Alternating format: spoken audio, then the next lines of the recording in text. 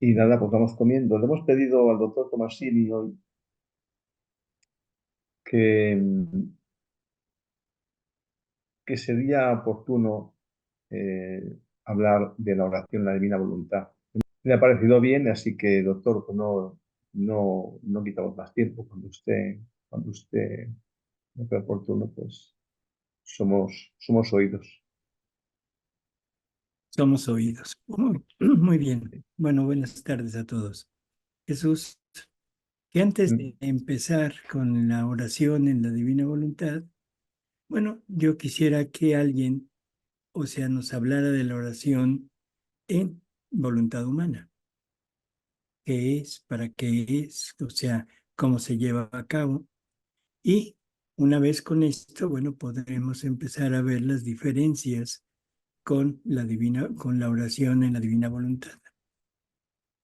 ¿De Si acuerdo? alguno de ustedes quiere tomar la palabra y empezar a hablar de la oración en voluntad humana, pues puede encender el micro. Y Hola. bueno, creo que gané el micro sin levantar la mano. Hermanitos, bueno, mire, así rápidamente, en los procesos en los que mi Jesús me ha llevado, en toda la sanación de mi vida especialmente de mi matrimonio, circulé por rutas desde las devociones, desde la renovación carismática católica, por más obviamente yo no resto jamás las rutas que nuestra Santa Madre la Iglesia nos ha propuesto para este caminar, entre ellos los ejercicios ignacianos, que o sea, una cosa tremendamente poderosa, pero de todas estas rutas que mi dulce Jesús y mi mamita María me llevaron de la mano tiernamente y finísimamente, jamás se podrá comparar ahora lo que es la divina voluntad. Así rápidamente, cuando estuve en mi proceso de sanación y de liberación, tenía que hacer novenas desde en la mañana hasta en la noche, imparablemente, ante el Santísimo, de rodillas, a veces con los brazos en cruz, y ayunos, penitencias, de todo, de todo.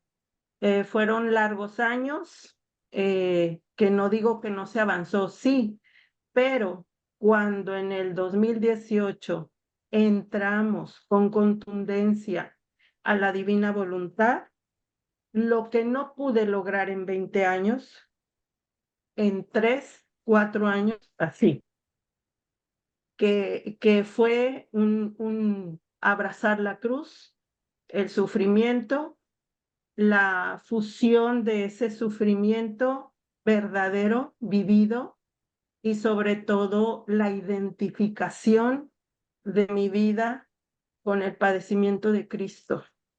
La práctica puesta en escena de lo que sería la caridad. Y con eso, pues yo creo resumo todos los años que había estado yo en lucha por rescatar mi matrimonio, mis hijas, mi salud, mi economía y pues todo el entorno de lo que nos conlleva esta vida aquí en este mundo. Así es la gran diferencia que yo les puedo compartir entre vivir en santidad humana, rezar en santidad humana, que fue mucho camino para mí, pero el tesoro de la divina voluntad es increíble, es indimensionable. Eso es lo que yo les puedo compartir. Bueno, pues gracias. Pero todo lo que nos ha dicho, bueno, es verídico. Qué bueno que no lo comparte. Pero a lo que queríamos empezar es la forma, en cuanto a la forma, al contenido de lo que es la oración en la voluntad humana. Nos habló ya de novenas todo el día durante unos cuantos años. O sea, no durante un tiempo, un día o varios días, sino años. Nos habló de ayunos, que está muy de moda en la actualidad, ese famoso ayuno de la misión Roa, son 40 días, y todo lo ponemos en función prácticamente de acciones que el ser humano lleva para ponerse en la presencia de Dios y, podría yo decirlo de esta manera, ser agradable a Él. O sea, que Él ponga atención a todo lo que nosotros hacemos y que por medio de todo esto sea anuente a lo que nosotros queremos pedirle. Ese es como el contexto, ¿no? Pero bien, está bien, vamos a ver quién más. A ver, Clara. Buenas tardes, doctor. Buenas tardes a todos. Eh, mm, bueno, mire, yo pienso que la oración de una u otra forma anterior era una oración muy repetitiva, supremamente repetitiva. Yo yo trabajé, es decir, estudié con monjas y tenía un desconocimiento, no las juzgo en ningún momento, porque creo que también es cuestión de uno conocer, pero tenía un desconocimiento bastante grande con referencia a la parte de oración como tal. Creo que hoy, conociendo lo que conozco de Divina Voluntad, pienso que la oración anterior era, yo la llamo así, un ego continuo de uno, porque es para mí, para mi papá, mi mamá, mis hermanos, mi marido, mi prima, mi tío, pero para mí. Y yo quiero. Entonces yo le puse ese nombrecito de ego continuo mío, de estar pidiendo cosas.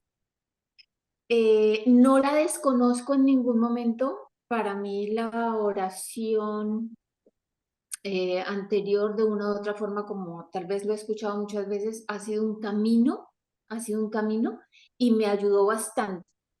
Pero en muy poco tiempo la oración en Divina Voluntad me dio un vuelco total, ¡pah! Pero total, así pero no de estar arrodillada, full arrodillada todo el tiempo, orando muchas veces, sino teniendo reconocimiento tal vez de Dios, porque creo que Él siempre lo escucha a uno, pero en Divina Voluntad un cambio, pero así, brutal, de sentir, de tener actividades diferentes. Voy a hacer solo una pequeña aclaración. Yo hago ayuno y lo hice mucho tiempo. La vez pasada les conté que lo paramos, ya lo paramos, no lo estamos haciendo, pero no desconozco también que en alguna oportunidad también escuché en algún comentario de varias veces que se dan en muchos programas, que a veces los sacerdotes no hablan mucho de divina voluntad. ¿Por qué? No lo entiendo. A veces también cuando toco el tema y cuando hablo con ellos, algunos entran a hablarlo conmigo, pero otros se tienen un poco y otros lo hablan en la oración, en la misa, pero muy calmadamente. Creo que tengo algunas sospechas, pero las dejo ahí quietas. Pero sí digo que el ayuno de 40 días, indiscutiblemente con el padre Claudio Bardut, él trabaja Divina Voluntad, él hace un ejercicio los martes en la tarde cuando uno está en el ayuno, a donde él lo mete, lo enfoca. No lo habla como lo hablamos acá. ¿Me explico? Pero sí lo mete un poco en Divina Voluntad y logra muchas cosas, porque a mí se me conjugó el primer ayuno con Divina Voluntad. Y yo tuve experiencias, wow. Poco para contarles, caí así de rodillas un día a donde Dios me dijo, o perdonas o no hay nada más que hacer. ¿Perdonas o perdonas? Y yo le decía, ¿por qué yo tengo que perdonar? Por eso. ¿Verdad? Entonces la oración es totalmente diferente. Totalmente diferente. Sí, pero mire, hay varias cosas que es conveniente abarcar de lo que ha dicho. Lo primero es esto último. Le preguntan a Jesús los discípulos de Juan el Bautista, que por qué ellos ayunan y sus discípulos de Jesús, los apóstoles, no. ¿Cuál es la respuesta? Es una respuesta muy entendible. ¿Cómo van a ayunar estando con el esposo? El esposo es Jesús. Que cuando les sea quitado el esposo, entonces ayunarán. Primera cosa. El vivir en voluntad humana, estamos sin el esposo. Entonces estamos tratando de hacer sacrificios, de hacer prácticas para ir purificando el espíritu, que en realidad lo que estamos purificando es nuestra voluntad. Estamos tratando por todos los medios de hacer que nuestra voluntad se doblegue. El ego, sobre todo el ego, ese ego que usted dice, o sea, todo para mí, que esto va combinado con que siempre hemos tenido una idea errónea de Dios. A Dios no lo conocemos. Tenemos esa idea de un ser absoluto, de un ser que todo lo tiene, de un ser que no necesita nada, o sea, algo totalmente erróneo. Dios no es eso. Dios es el ser absoluto, sí, pero es el ser más necesitado que existe. Tan necesitado que Él tuvo que llegar a sacrificarse, no con 40 días de ayuno, no con piedritas en el zapato, ¿sí? O sea, no con toda esta clase de mortificaciones humanas. Tuvo que entregar su vida desde el mismo instante de su concepción hasta el momento de expirar sobre la cruz, y que continúa todavía ese sacrificio en la Eucaristía para que nosotros entendiéramos que Él necesita nuestra compañía, necesita nuestro amor, necesita nuestro ser para poder continuar su vida a través de nosotros. Entonces, ya no necesitamos sacrificarnos en este punto como se hace hasta ahora, porque el esposo está con nosotros. Nosotros somos los que no queremos estar con el esposo. Por eso es que el esposo tuvo que venir a sacrificarse él. Ahora, en la divina voluntad, o sea, todo es diferente. Dos testimonios que nos han dado ahorita, y son dos testimonios de lo diferente que es la oración, el sacrificio en voluntad humana, con la oración y el sacrificio en voluntad divina. El sacrificio en voluntad divina supera en modo infinito todos los sacrificios que puedan hacer todos los seres humanos, porque es el sacrificio de la voluntad, donde la voluntad quita totalmente todos sus atributos y se queda única y exclusivamente con la función de ser el motor de nosotros. Pero ese motor necesita poner algo de él. Y como no tiene nada porque está crucificada totalmente, entonces la divina voluntad, atendiendo al llamado de la voluntad humana, llega y pone todo lo divino. En lo humano, en el sacrificio humano, usted podrá lograr cuando mucho la santidad humana. Y digo cuando mucho porque aunque la pensamos que es algo muy grande, pero no tiene ninguna comparación con la santidad de Jesús. O sea, no hay forma de poderla comparar.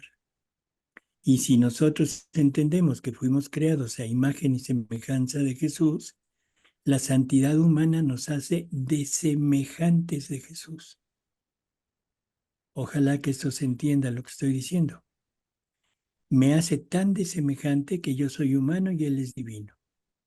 Bueno, entonces el punto definitivo es, ¿toda la oración anterior es buena? Sí. Buena por eso, porque trataba de alguna manera de ir dominando, doblegando nuestra voluntad e ir haciendo de nuestros vicios, de nuestros atributos, ir elaborando virtudes. Qué bueno, pero eso me hace diferente de Jesús. Y no estoy con el esposo. Ahora en la divina voluntad estamos con el esposo, pero no ni siquiera como esposo, porque a veces pensamos con el esposo junto, hombro con hombro. Aquí es más allá, aquí es la misma vida. Aquí Jesús nos comparte su vida para que nosotros seamos Él y Él sea nosotros. O sea, totalmente diferente. Y ahora sí, la santidad en la divina voluntad es total y absolutamente igual que la santidad de Jesús. ¿Cuál es su Sí, nombre? Eileen, Eileen. Eileen de Lourdes, como la Muy Virgencita. bien. Eh, no, que es que no quería dejar pasar la oportunidad porque tengo una pequeña duda. Yo creo saber la respuesta, pero no estoy segura. Cuando hablamos de la presencia de Jesús en nosotros, ¿verdad? Yo entiendo perfectamente, como el doctor lo ha explicado, y Jesús, Sofía, que está sufriendo en uno, gozosos en otro, expectantes en otro, pues según la serie de pecados que cada uno tenga, Jesús va a estar en nosotros. Me pregunto yo, ¿y Jesús Eucaristía, eso de que está hasta que se digieren las especies, a qué se refiere? El proceso que nuestro organismo tiene con el alimento, con cualquier tipo de alimento, y la hostia es un alimento, o sea, la forma es pan, ¿de acuerdo? Ujú. Un Sí. pan especial y todo, pero a final de cuentas es pan. Ujú. La esencia es Jesús, pero Ujú. vamos a entender que la forma es pan. Nuestro organismo la deshace, Sí. o sea, igual que cualquier alimento, para extraer de esa sustancia las materias que nos sirven para alimentarnos, para continuar vivos. Entonces, en el momento que la hostia deja de ser hostia y se vuelve carbohidrato, se vuelve grasa, se vuelve... en ese momento ya no está Jesús. Entonces, la vida de Jesús tiene que buscar dónde quedarse. Si encuentra un lugar adecuado en la criatura para continuar su vida, se queda en la criatura. Y eso es divina voluntad. Si no encuentra la divina voluntad en la criatura, se tiene que ir porque no hay forma de que continúe su vida en una persona que vive de voluntad humana. Tendría que estar sujeto a lo que la voluntad humana decida, a lo que la voluntad humana haga. Por eso se va y nos deja la gracia, que la gracia son los efectos de la vida divina en nosotros. Ese es el punto. Ahora, Eh, la hostia es un medio que Jesús usa para llegar a nosotros. Jesús quiere continuar su vida en nosotros, pero para eso se necesita que la criatura tenga, como dije hace un momento, lo necesario para que Él pueda continuarla. Y lo necesario es su voluntad. Yo lo poco que he vivido, porque mi conversión se dio hace poco, es repetitiva y está llenada de ego, como mencionaban, porque era solo para pedir para mí y para mis seres queridos. A raíz de que empiezo a conocer divina voluntad, me doy cuenta en dos palabras clave que repiten repite tanto usted como don Jesús y como también la gente de Lucía, que también colabora, se dice La forma correcta que debemos pedir es que se extienda tu reino, que venga tu reino, porque al extender el reino encuentras todo para todos, salud, mejor vida laboral, espiritual, todo lo mejor, lo pides para todos. Entonces me he ido enfocando en eso. Todavía no entiendo bien los giros, yo lo hago, lo he aprendido mucho con el libro de las 24 horas, pero sí de repente me encuentro con mucha aversión en mi iglesia, porque no, me sorprende que los sacerdotes, mis sacerdotes, los que colaboran ahí, no hablan de divina voluntad. Inclusive, yo estoy en México, en Puebla, vino una persona de Medjugorje, muy enfocada en el Espíritu Santo, y en un retiro nos dijo que no, que eso no era, que mientras ella fuera sierva de Dios, no tenía validez, Luisa Picarreta. Yo solo me quedé callada y dije, bueno, lo desconozco, más bien entendí que ella desconoce, que esto ya tiene un antecedente de muchos años, que ya tiene San Aníbal, que estuvo con Luisa Picarreta, y además hasta el Papa Benedicto, en alguna vez escuché una charla de usted donde nos iba argumentando y entendí. No discutí, solo entendí que no lo conoce mucha gente.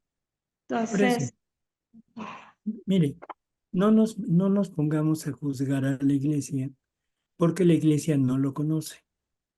Primera cuestión, parece absurdo, pero así es. La iglesia no conoce a Luisa Picarreta. La conocen las personas, las gentes que tuvieron que revisar los escritos, sí, lo conocen, dieron un resultado positivo, o sea, no hay nada en contra. Se revisaron 2 veces los escritos, 2 veces fue o sea, con el mismo resultado, pero lo conocen la jerarquía en Trani, o sea, en la diócesis de Luisa, pero vamos a entender algo y ojalá que se tome como yo quisiera que se entienda.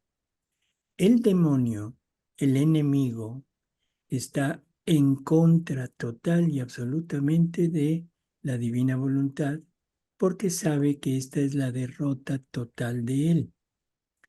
En este momento, o sea, la pelea ya bueno, en un principio la pelea se llevó a cabo con Luisa, no tuvo éxito. Después se llevó a cabo con algunas personas que querían publicar esto, tampoco tuvo resultado, se ha publicado. Después con el público en general, con ustedes, para que no crean, pero de alguna manera se está creyendo. El último ataque que está haciendo es con la iglesia, porque todavía seguimos muy atados a la opinión de la iglesia. Y la iglesia la tomamos en cuenta como si fuera el sacerdote.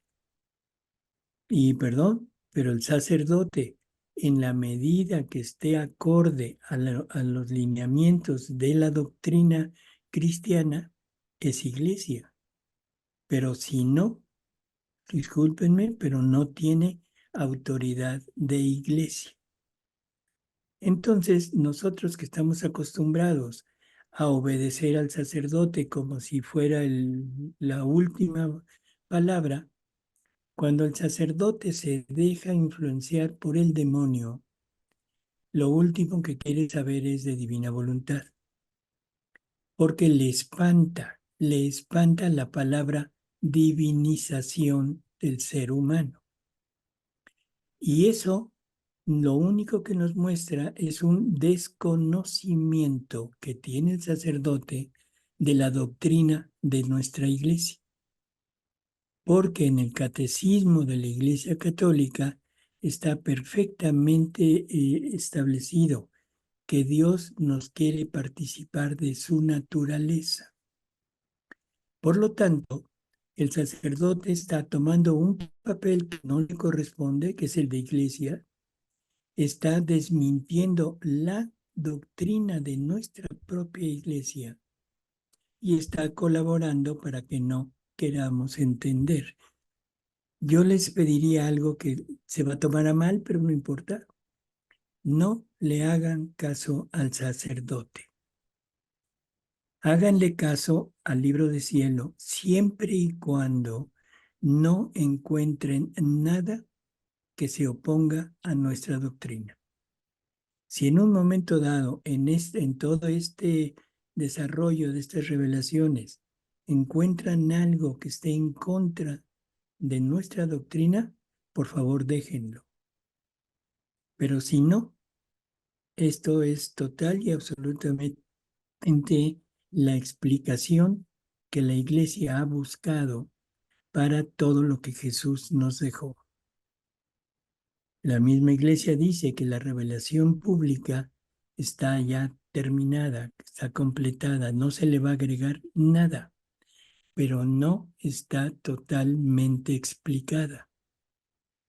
Y ahora en Luisa Picarreta está la explicación del cómo lograr lo que Jesús nos dejó dicho en el Evangelio. Porque no creo que haya nadie en este mundo ahorita, ningún sacerdote, y por favor pregúntenselos para que vean que no estamos nada más hablando por hablar, algún sacerdote que les explique el cómo llegar a ser uno con Jesús y con el Padre, pero de la misma manera que ellos son uno. A ver si realmente tienen conocimiento o no. Y se van a dar cuenta que hay una total ignorancia de esto.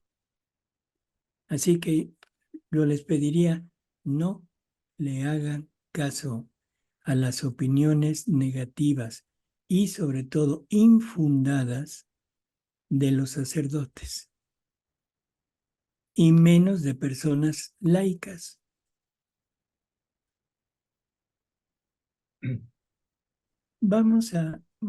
Ahorita regresamos con Clara y con Luz. Yo quisiera empezar con algunas lecturas del libro de cielo. O sea, vamos a lecturas del libro 24, la lectura 14 del libro 24, que es mayo 13 de 1928. Y dice Luisa, estaba rezando y sentía que no sabía rezar, ni amar, ni dar gracias a Jesús. Curioso, ¿no? Sabía que no, o sea, estaba segura que no sabía rezar. Entonces, la pregunta es que no tendría el ejemplo, no tendría libros, los sacerdotes no le habrían dicho cómo rezar. Por supuesto que sí, pero la oración es con las palabras que sean, de la manera que sepamos. No se necesitan fórmulas.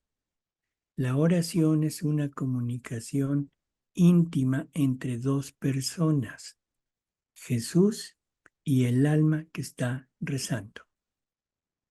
Así que, como primer punto, todas las bellísimas oraciones que hay son las palabras, los modos, los sentimientos de otra persona, no de ustedes.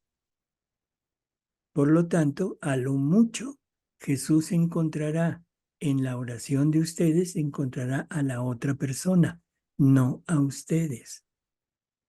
Jesús no los va a reconocer a ustedes, va a reconocer a la persona que la ideó. Entonces, aquí dice Luisa, entonces decía entre mí, cómo quisiera el amor y las oraciones de la soberana Señora y de todos los santos en mi poder, para poder amar y rezar a Jesús con el amor de ella y con sus oraciones y con las de todo el cielo. Vamos a ver qué más, parece que me estoy desmintiendo, pero vamos a ver qué le contesta Jesús. Y le dice, hija mía, cuando el alma vive en mi voluntad divina, tiene todo en su poder, porque ella, la divina voluntad, es la depositaria y conservadora de todo lo que ha hecho mi mamá y todos los santos.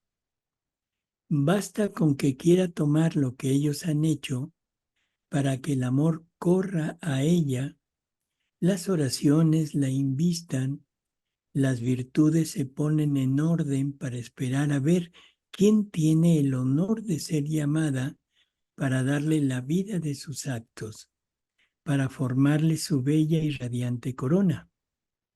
Así que la Reina del Cielo siente repetir su amor, sus oraciones. Los santos sienten que se repiten sus virtudes y todo repetido por la criatura desde la tierra. Y oh, cómo gozan al ver sus actos repetidos de nuevo. No hay alegría más grande que se pueda dar a los habitantes del cielo que repetir su amor, sus oraciones, sus virtudes. Y yo siento como si mi mamá estuviera nuevamente amándome y rezándome. ¿Qué dijo en concreto? Que estamos tomando la vida de todos los demás, la vida de María, y la estamos haciendo propia.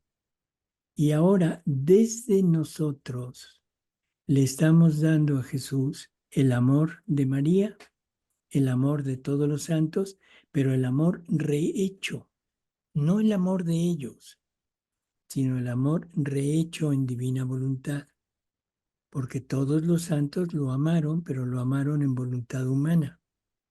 Ahora, la criatura que vive en la divina voluntad toma todo ese amor, todo eso que hicieron hacia Jesús, y lo rehace en ella para convertirlo en divino. Y ahora se lo entrega a Jesús como actos divinos.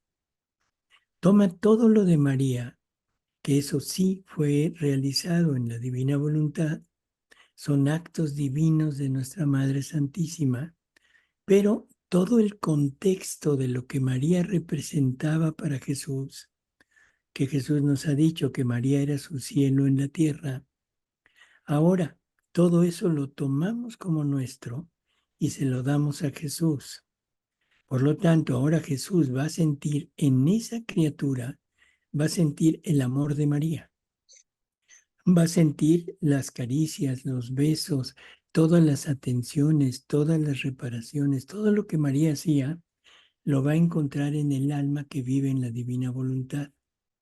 Pero desde esa alma, no es un dámelo de María para entregárselo a Jesús, sino es tomando lo propio, haciendo lo propio, y por eso Jesús dice que el alma que vive en su voluntad, Él la ve como otra mamá.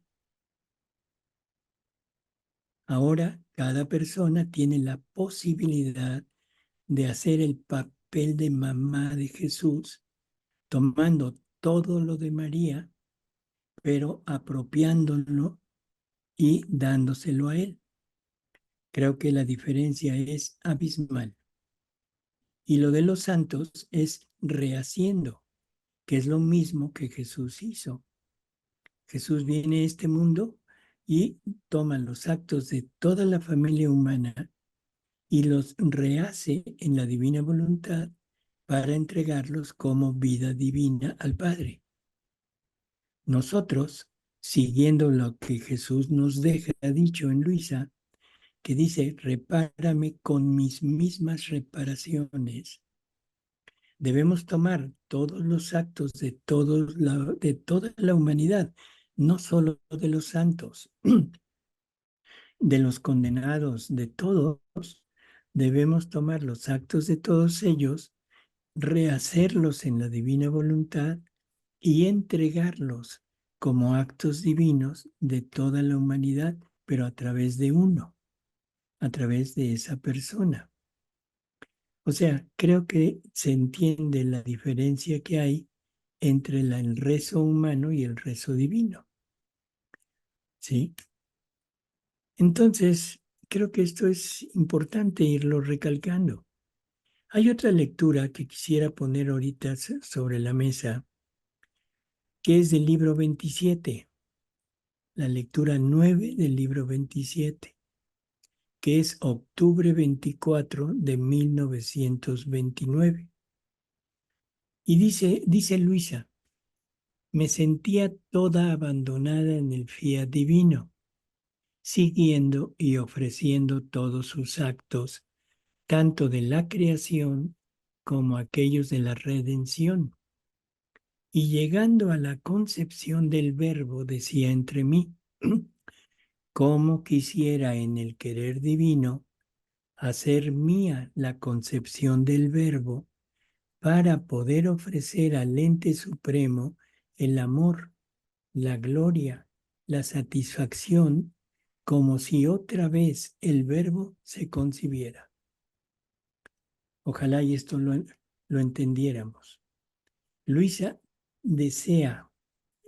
tiene esa moción de hacer suya la concepción del Verbo, ¿sí? Para podérsela ofrecer, ¿sí? Para que la vuelva a vivir, que el Verbo lo vuelva a vivir.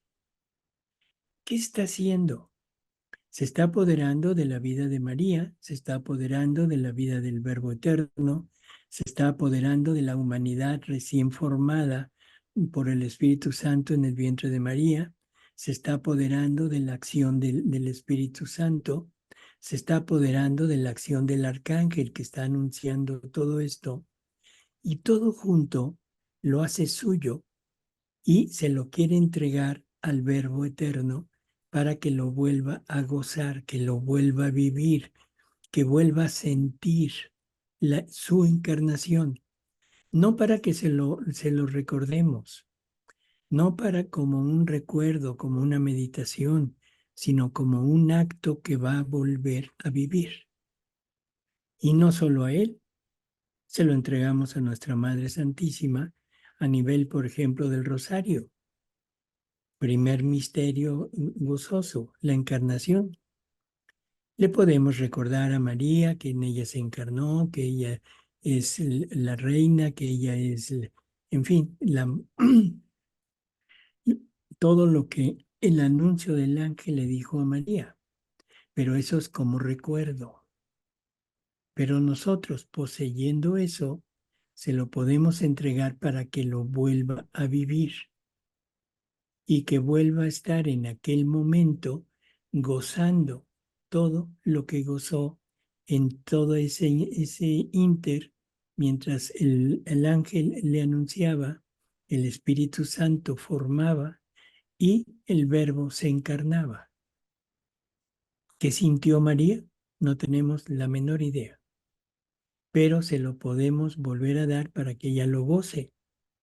Por lo tanto, creo que va a sentir más agrado de eso a que nada más lo repitamos con palabras, que hagamos una meditación, pero desde nuestra voluntad.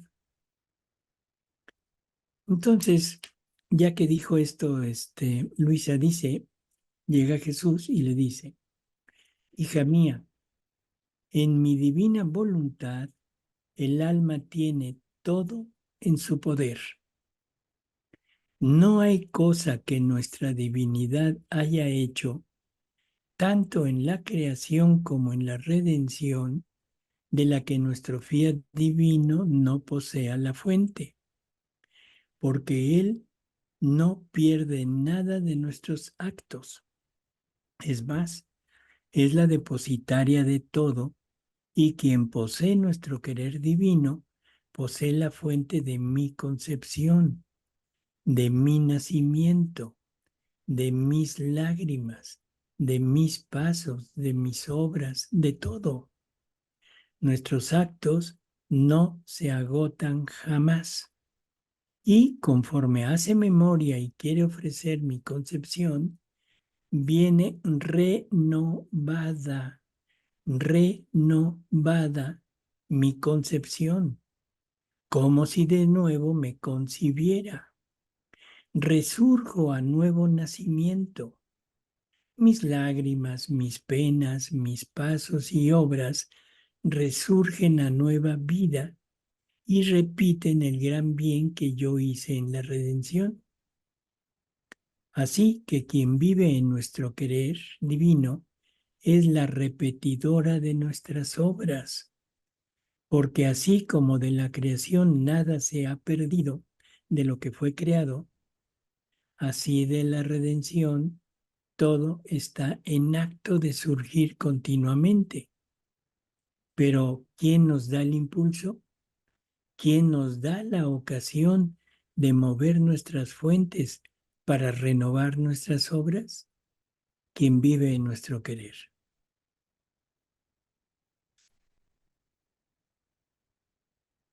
A ver, Clara. Pues yo me voy a copiar de una palabra que dice Cecilia. ¡Wow!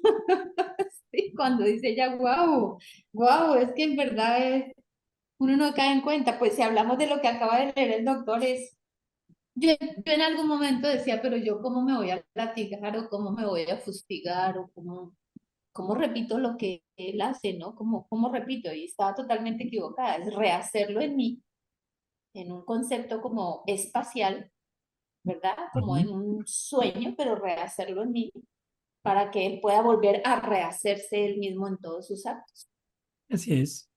¿no es cierto? Pero con Así que, referencia a que me da la palabra, doctor, una pregunta que me quedó sonando. Cuando Aileen dijo que Jesús está con nosotros siempre, pero que entonces en la Eucaristía se va, como dice usted, que normalmente a los 15 minutos. Entonces mi pregunta es, ¿hay la consumación, pero él se retira porque ya se consumió la especie? Porque yo me pregunto, ¿y se va y no está con nosotros? Porque yo tengo entendido que él siempre está, siempre. a ver, vamos a entendernos un poquito. Jesús siempre está con la criatura, siempre, Sí, pero está dependiendo de la actitud de la criatura, está en cierta forma. Puede estar sufriente si la criatura está actuando en sí, contra, mal, está gozoso si la criatura está pues tratando de acercarse a él, haciendo actos santos humanos, en fin.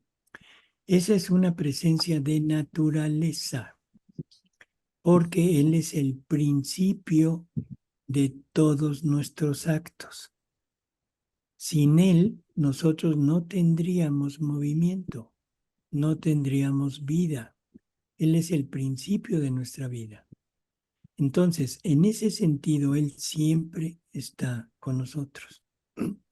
En la Eucaristía, él quiere venir a nosotros como vida. La Eucaristía es el medio que él usa para volvernos a nosotros vida de él. O sea, nos quiere como medio para desarrollar su vida. Es diferente. En el otro está para darnos vida, pero aquí quiere continuar su vida en nosotros. en nosotros. Entonces, cuando llega a nosotros y no encuentra lo necesario para llevar a cabo sus acciones, en ese momento se tiene que ir. Imagínese que se queda Jesús, que llega a usted y se queda, pero su voluntad de usted le dice, vente Jesús, aquí vamos a estar juntos y vas a vivir con mi santidad. ¿Qué diría Jesús? Mira, Clara, mejor aclaramos las cosas, tú te quedas con tu santidad, yo te doy alguna herramienta que es la gracia y síguele adelante. Y adiós, pues. O sea, Jesús tendría que vivir con nuestra voluntad, Sí. con mi bondad, con mi misericordia, con todo lo mío. ¿Les parece lógico? No. No. Bueno, eso vamos a ponerlo ahorita aquí como punto de referencia. Es lo que pasó en la barca cuando la tormenta. ¿Se acuerdan? Sí, que ellos estaban muy asustados. Sí, pero al principio, ¿qué pasa? ¿Qué pasa al principio? Pues lo invitan a subirse a la barca. Sí, Es el maestro, es el gran, ya el Hijo de Dios. ¿Qué le dicen? mira Jesús, siéntate aquí quédate sentadito, porque aparentemente es porque tú eres el Hijo de Dios, porque te queremos procurar por todo. Pero en el fondo, ¿qué había? No nos estorbes. Nosotros conocemos el mar. Nosotros sabemos manejar la barca en el mar. Así que quédate sentadito aquí, tranquilito, y déjanos el trabajo a nosotros. Bueno, ¿qué hace Jesús? Se hace el dormido y llama a la tormenta. No es que haya habido una tormenta. Jesús llamó a la tormenta y le dijo, órale, duro con ellos. Y empieza aquel trabajar de los apóstoles, de los marineros, y otra vez Jesús diciéndole más fuerte, hasta que llega el punto en que los grandes marineros están a punto de zozobrar. Y entonces sí, corren con el maestro y le dicen, maestro, nos estamos hundiendo y tú aquí acostadote. Pero si eso fue lo que me dijeron, que me quedara ahí quietico. Así, ¿no le parece que es exactamente lo mismo que haríamos Sí, si lo comulgamos y se quedara con nosotros? sí, claro. Usted le diría, a ver Jesús, búscate un lugarcito ahí en mi interior. Mira, el corazón hace mucho ruido, así que vete al hígado, o vete al vaso, o vete a los riñones, en fin, y ahí tranquilo, ahí duérmete, yo me encargo de mi vida. ¿Qué va a pasar? Que todo lo que nos sucede nos empieza a zozobrar y cuando ya estamos a punto de ese hundirnos, es cuando nos acordamos que el maestro está con nosotros. Pues, Tuvimos a doctor, un eso es ego, maestro, ¿no? Es soberbia. ¿eh? Es Es soberbia. es lo que usted decía al principio, Sí. es un ego, todo para mí, todo para mí. Para Jesús, como es inútil en nuestra vida, ojo con esto, lo estoy diciendo con estas palabras que son más claras a nuestra mentalidad. Jesús en mi vida es inútil, es un estorbo. Es un estorbo a mis vicios, es un estorbo a mi mentira, es un estorbo a mi soberbia, es un estorbo a mi lujuria, es un estorbo a todo. Por lo tanto, mejor que se quede escondido ahí en un cuarto y Jesús tolerándolo. No se puede. Entonces, o encuentra lo suyo o no se queda. Nos deja la gracia, que son simplemente ayudas, que son efectos de la vida divina en nosotros, pero no se queda Él. Sí, correcto, doctor. Vale. A ver, Gracias. Luz. Hola, doctor. Hola a todos, buenas tardes. Bueno, yo tengo dos dudas y una pregunta. Entonces son tres dudas, ¿no? Bueno, sí. Gracias, doctor. Creo que sí. Me estaba acordando de que cuando el ladrón que se convierte le dice a Jesús, acuérdate de mí cuando vengas con tu reino, así lo dice la Biblia de Jerusalén, y otras le dice, acuérdate de mí cuando estés en tu reino. Pero lo relacioné con todo lo de la divina voluntad. ¿Sí tiene que ver algo o es nada más mi imaginación? Un poquito exacerbada. ¿Cómo sería esa reparación? ¿Cómo sería eso? A ver, explicándolo en español usted.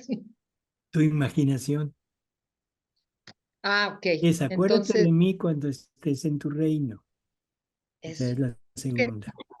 Y ese es el momento de conversión de un alma que ha sido total y absolutamente contraria a todo la ley de Dios, pero que lo había escuchado. Eso nos lo aclara María Valtorta. Él había estado en algunas predicaciones de Jesús y por eso es que lo reconoce como justo. Y en ese momento, cuando se le está hundiendo la barca, corre con el maestro y le dice, maestro, acuérdate de mí. Y en ese momento Jesús le dice, ok, hoy estarás conmigo en el reino. Es el primero que entra al reino. ¿Sí? El primero que entra al reino. ¿Por qué? Porque lo reconoce, porque reconoce quién es Él, porque reconoce que ha obrado mal, porque se arrepiente y pide perdón. Que ese es el movimiento que nosotros deberíamos de hacer. Gracias, doctor, me quedó claro. La otra es referente a toda la situación con los sacerdotes. Cuando empecé a conocer la divina voluntad a través de mi hermana y empecé a leer, me llamaba mucho la atención, me jalaba. Pero, ¿cuál era mi temor? Las respuestas de los sacerdotes. Unos decían que sí, otros que no. Total que a mí, cada vez conforme iba leyendo o escuchaba a mi hermana y luego lo escuchaba a usted, más me jalaba. Entré en una crisis y ante el Santísimo le dije, mira, yo pienso que es mi deber como católico informarme bien en dónde estoy. Ya me informé y todo, yo no veo que haya nada en contra. Sin embargo, ¿por qué los sacerdotes esa respuesta? Total que pues me vino una conmoción, fui a ver a un sacerdote que da los Nivilobstats y él dijo, con la divina voluntad no hay problema. De hecho, fue cuando me dijo, Luisa es sierva, todo está bien, el problema son los talleristas que cambian y dicen las cosas según ellos creen. De ahí me entró una paz, doctor, y mi vida ha cambiado. Y veo que la diferencia entre el antes y el después, que antes era como, pues qué padre, ¿no? Qué buena onda que tú lo viviste así, o tú, Virgen María, pero, y yo como, ¿dónde quedo? Y en la divina voluntad es, me perteneces, puedo decirte padre, ya no quedo como hijo adoptivo.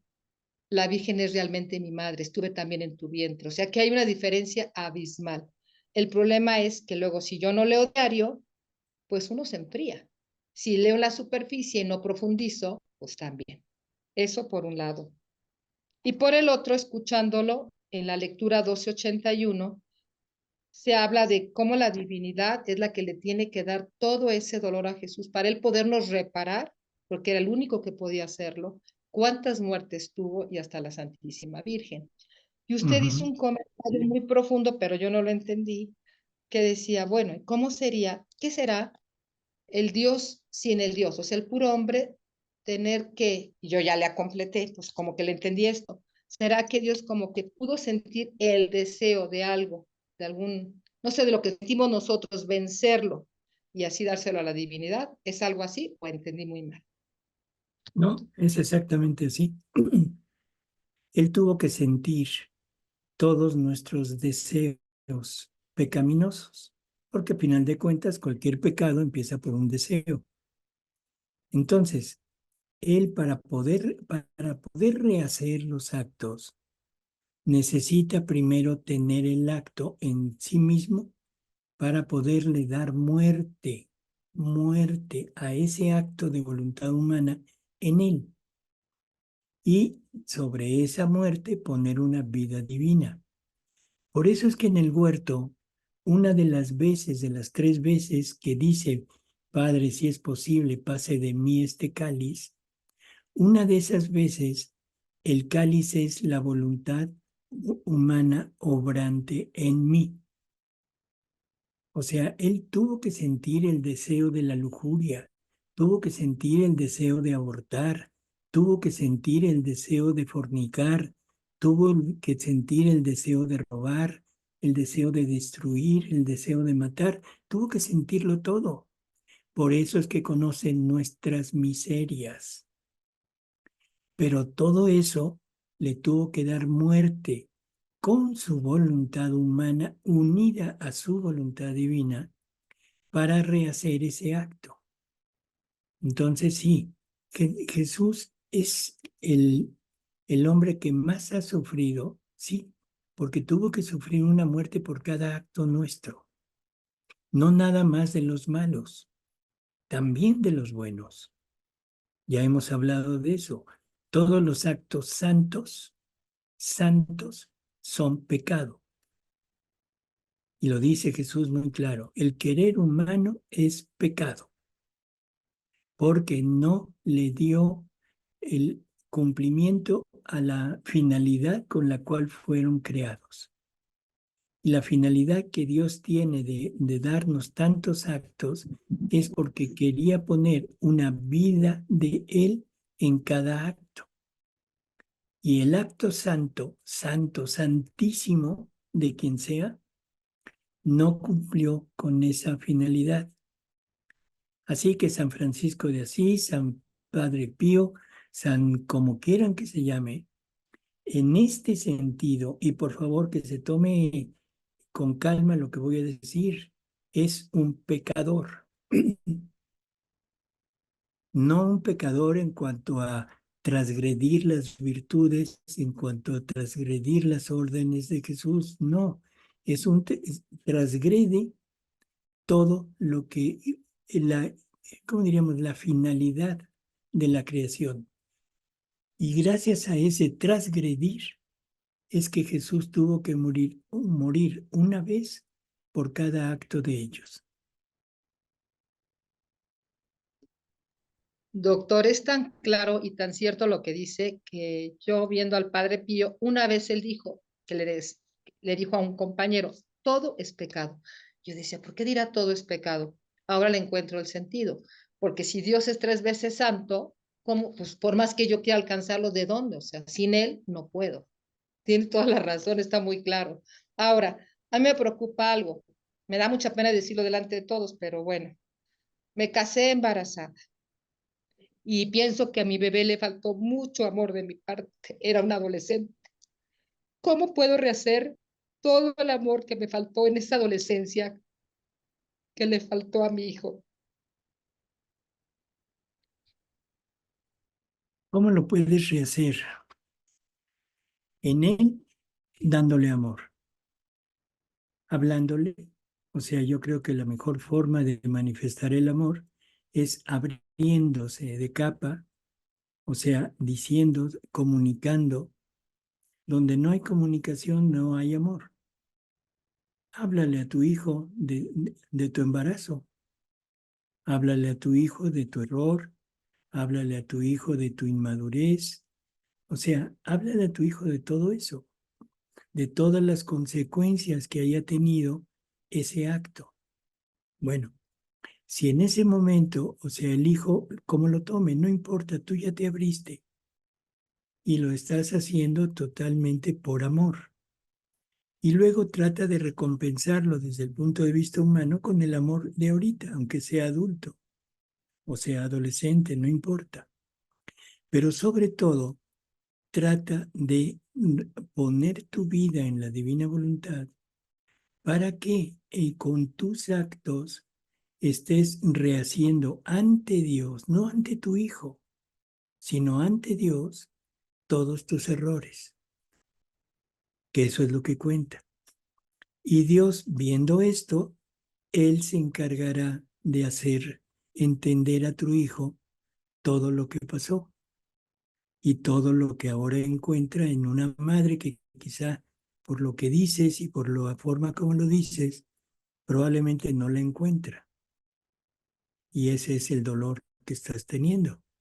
Bueno, pero la conversión de Él será a través de tus actos, ¿sí? Y pidiendo por todas las personas que como tú han cometido ese error y han trastocado el acto más maravilloso que Dios nos dio, que es el poder crear en nosotros vida, y lo hemos trastocado por el simple placer sexual, por el simple orgasmo.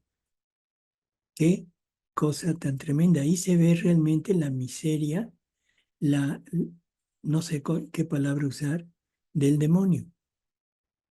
Y nosotros somos tan evolucionados, tan maduros, tan sabios, que nos tragamos, perdón por la palabra, la mierda que nos está dando.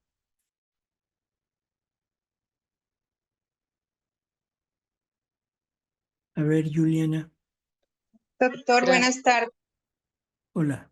Bueno, me encanta la pregunta que le hizo la señora, pues porque a mí me pasa lo similar. Y siempre decía, bueno, Señor, y ahora entonces, ¿cómo la arreglamos, Jesús? Cuando en el corazón hay remordimiento, como, remordimiento, como, pues, no sé cuál sería la palabra, como por esa vida pasada, por todas esas decisiones que yo tomé, que estuvieron mal y que hoy por hoy afectan tanto a mis hijos. Por ejemplo, que le enseñé a mi hija un Dios así totalmente diferente, castigador, al Dios antiguo. Y hoy por hoy mi hija dice, yo ya no sé si existe Dios, yo no creo en Dios, etcétera, y está totalmente alejada. Y yo me voy, yo digo, por haber hecho esto, por haber quedado embarazada antes del matrimonio, Señor, hoy cómo la devuelvo. Y hoy es una muchacha que en su corazón lleva mucha depresión, mucha tristeza. Pues ya me habían dicho, Iris me había dicho, bueno, tienes que rehacer, pero entonces en mí hay mucha culpa, doctor. Y yo le digo, bueno, Jesús, dame tu perdón para perdonarme, porque yo ya no puedo cambiar eso, pero tú sí lo puedes rehacer. Y yo siento que me tiene como ahí, como anclada. Y yo le he dicho a Jesús, yo quiero ser libre solo para ti, para que tú hagas lo que quieras conmigo. Entonces, desde mi voluntad, ¿esto cómo se trabaja hoy?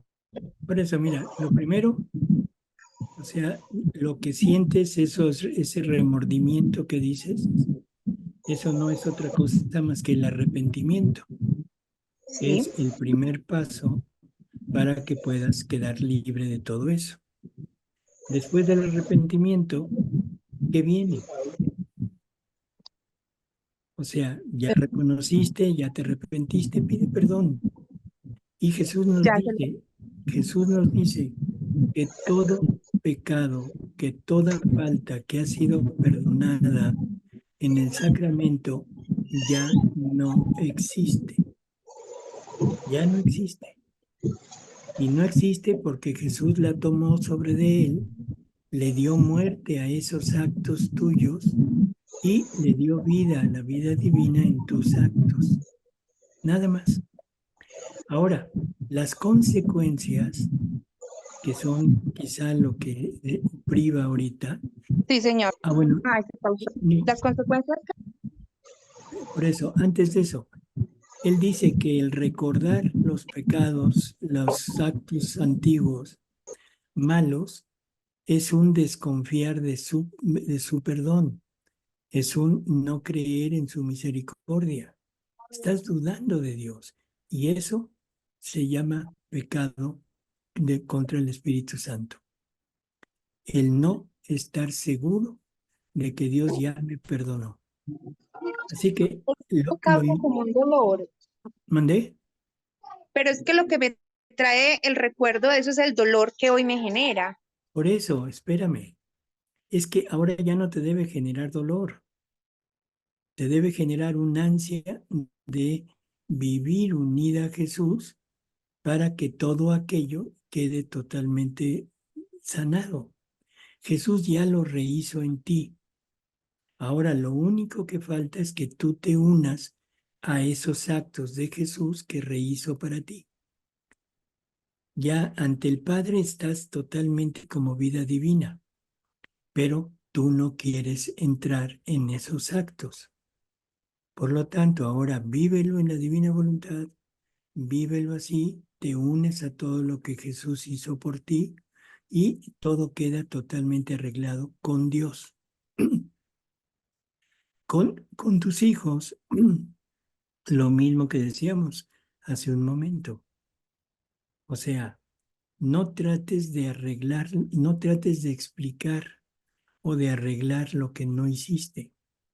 Trata de dar lo que tienes hoy. Trata de corregir un poco esa forma, esa manera de enseñarles al Dios antiguo, al Dios castigador, al Dios que te condena, al Dios que te manda al infierno, y trata de enseñarles al Dios que sufre por ti, al Dios que es pura misericordia, al Dios que es puro amor, al Dios que te quiere hacer inmensamente feliz, pero que para eso necesita que lo reconozcas. Y sobre todo, ofrecer tus actos en favor de todas las personas que, como tú, cada día son más las que cometen lo mismo. Ya lo dije hace un momento. Hemos cambiado esa participación de la virtud creadora, la hemos cambiado por simplemente el tratar. El tratar de obtener un placer, pero un placer carnal, un placer hedonista. Nos hemos convertido en animales. La teoría de la evolución estamos empeñados en hacerla realidad, pero al revés. De seres divinos pasamos a seres humanos. Y ahora de seres humanos estamos tratando de pasar a seres animales, bestiales. O sea, vamos para atrás, vamos para changos. ¿Sí? Entonces, bueno, vamos a corregir todo esto. ¿Cómo? Viviendo en la divina voluntad. A ver, María. Gracias, doctor. Así rapidito, porque bueno, ya me ya. voy a preguntas. Bueno, mire, así llevando esto a la práctica, porque escucho a mis hermanitas y bueno, pues fueron situaciones muy complicadas que yo ya pasé. Yo lo único que les puedo decir, a la práctica en divina voluntad, agárrense sus 24 horas de la pasión, porque al momento de pedir perdón a nuestros hijos, vamos nosotros a padecer en justicia lo mismo que nosotros le hicimos a Jesús en sus personas. Nos va a costar mucho trabajo obtener los perdones de los hijos, así que muchas veces nos van a latigar. Ahí es la oportunidad grandiosa de fundirnos en la flagelación del dulce Jesús, y todo lo que él obtuvo ahí en la flagelación es lo que vamos a llevar al hijo a fin de que él eventualmente sea capaz de perdonar. Nos van a posponer, así como María. a Jesús ante Pilatos, etcétera. Finalmente ahí está la clave. Gracias. ¿Hay alguna duda más o alguna consulta, doctor? La última ya, por la hora que es. Bueno, sí, buenas tardes. Mire, así como, doctor, yo leyendo el Apocalipsis y como comparando eso con los escritos de Luisa, cuando Juan escribe, escribe que entrarán 144.000 y después una cantidad.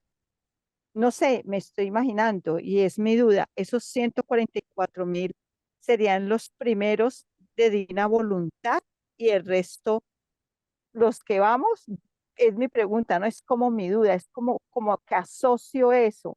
No sé si me estoy imaginando o estoy fuera de tono.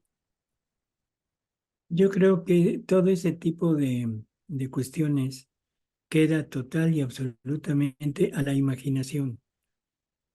No, Jesús no ha dado una clave para poder entender esto. Así que cualquier respuesta que le podamos dar no pasa de ser una simple teoría. Olvídelo, no tiene sentido. Mejor póngase en el punto de que ustedes, de ese puñado de almas que Jesús tiene, que Dios tiene en su mano, que son las únicas que aprendieron el canto del Cordero. No sé si se acuerde de eso. O sea, bueno, él tiene un puñado de almas en su mano y lo que dice es que aprendieron el canto del Cordero. ¿A qué se refiere? Que vivieron la vida del Cordero, o sea, vivieron la vida de Jesús. Esa puede ser usted. Y eso es lo único que nos debería de interesar. Ah, ok, doctor, pero igual toda la humanidad presente y futura vamos para allá, a que Jesús Bueno, viva en nosotros. así es, si queremos. Todo aquel que quiera. El que no quiera, pues no. Ok, muchas gracias, doctor. Mi formación. Bueno, ándele. Pues doctor, muchísimas gracias por Ándale, Jesús. un día más, dándole gracias a Dios por poder contar con usted. El tema de la oración es un tema que creo que habrá que volver porque es una enjundia extraordinaria y ahora se necesita más que nunca. Así que muchísimas gracias, doctor. Intenten ustedes las lecturas que le vamos a pasar sobre la oración de la divina voluntad para que ya el próximo día podamos al doctor hacerle preguntas ya con una cierta base, basada en la redundancia en los textos que le vamos a enviar sobre la oración de la divina voluntad. Bueno, Pues muchas gracias, nos doctor. vemos. Hasta luego. Gracias. Gracias.